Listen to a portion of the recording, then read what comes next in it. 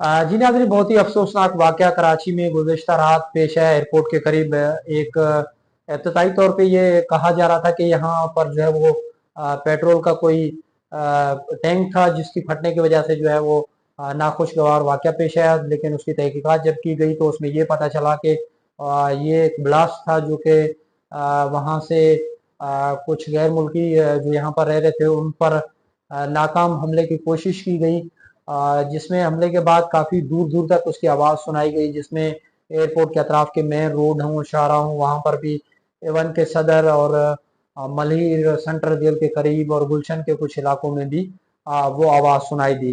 तब उसके बाद जो है वो उस पर काम वर्क मुकम्मल किया गया। उसकी सीसीटीवी फुटेजेस जो है वो सामने आई और उसमें ये देखा जा सकता है कि जो किस तरह से जब ब्लास्ट होता है तो वहाँ पर कैमरे का मुंह भी एक तरफ से दूसरी तरफ जो है वो मुड़ जाता है।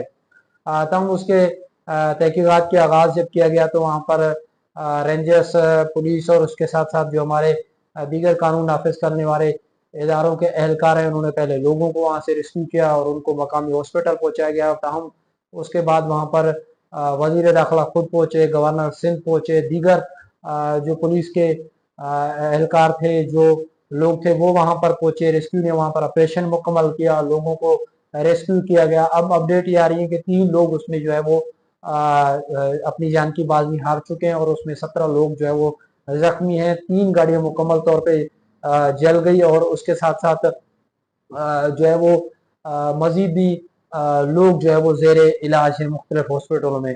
तो ये अफसोसनाक वाक़या जो है वो रात गए पेश आया। पहले ये सुनाई दिया, ये कहा जा रहा था कि जो है यह टैंकर एक पेट्रोल लेके जो है सुपर हाईवे की तरफ जा रहा था, जो कि मलिर के रोड से, जो कि काफ़ी मसरूफ तरीन शारा होता है और वहाँ पर सिग्नल पे जो है वहाँ एक धमाके की इब्तदाई तौर पे जो है वो मालूमात दी गई। लेकिन उसके बाद जब तहकीकात हुई तो उसमें पता चला कि वो एक ब्लास्ट था और ब्लास्ट में 3 चीनी शहरियों समेत पाकिस्तान के दीगर लोग भी जो है वो उसमें 3 चीनी शहरियों के साथ साथ दीगर लोग भी जो है यहाँ मकामी जो है वो उसमें उनके जख्मी होने की भी इतला है। ताहम मैं सलाम पेश करता हूँ हमारे सिक्योरिटी फोर्सेस को, हमारे जो रेंजर्स के एहलकार हैं, जो पुलिस के एहलकार हैं, उन्होंने अपने जानों के नजराने पेश किए, लेकिन बड़े नुकसान से जो है वो एयरपोर्ट और दीगर इलाकों को महफूज किया गया और वहाँ पर